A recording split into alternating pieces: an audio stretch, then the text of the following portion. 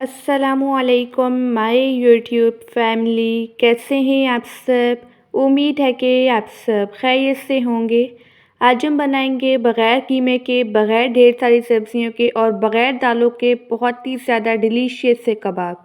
ये कबाब खाने में ऐसे होंगे जैसे कि हमने इन्हें कीमे से तैयार किया है। बस आपने वीडियो को लास्ट तक वॉच करना है ताकि रेसिपी का कोई भी पॉइंट आपसे मिस ना हो। ये कबाब की रेसिपी बिल्कुल बजट फ्रेंडली है। ये कबाब सच में बहुत ही ज़्यादा क्रिस्पी, टेस्टी और डिलीशियस हैं।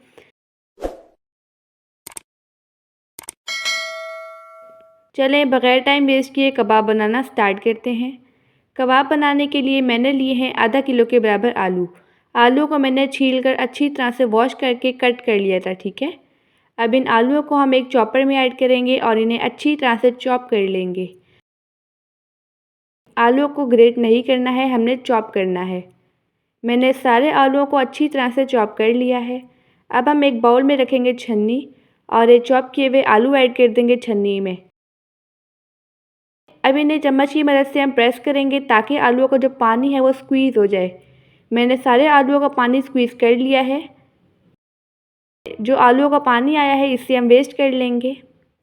जो हमने आलूओं को स्क्वीज़ किया है उसे हम एक बाउल में ऐड करेंगे और अब आलूओं में हम बाकी के इंग्रेडिएंट्स ऐड करते हैं। एक दरमियाने साइज़ का ऐड करेंगे ग्रेट किया हुआ प्याज।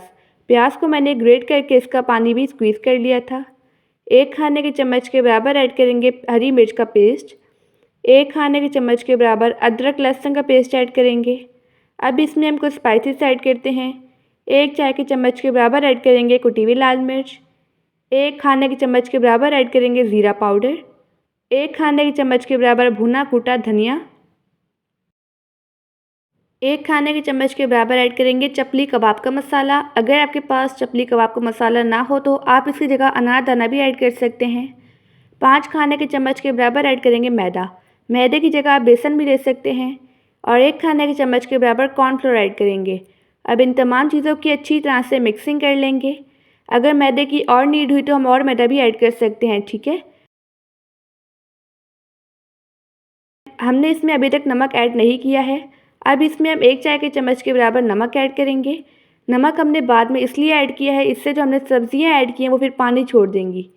ताज़ा हरा धनिया ऐड करेंगे और एक छोटे साइज़ का चॉप किया हुआ टमाटर भी ऐड कर देंगे, ठीक है। अब इनकी भी हमने हल्की हाथों से अच्छी तरह से मिक्सिंग कर लेनी है।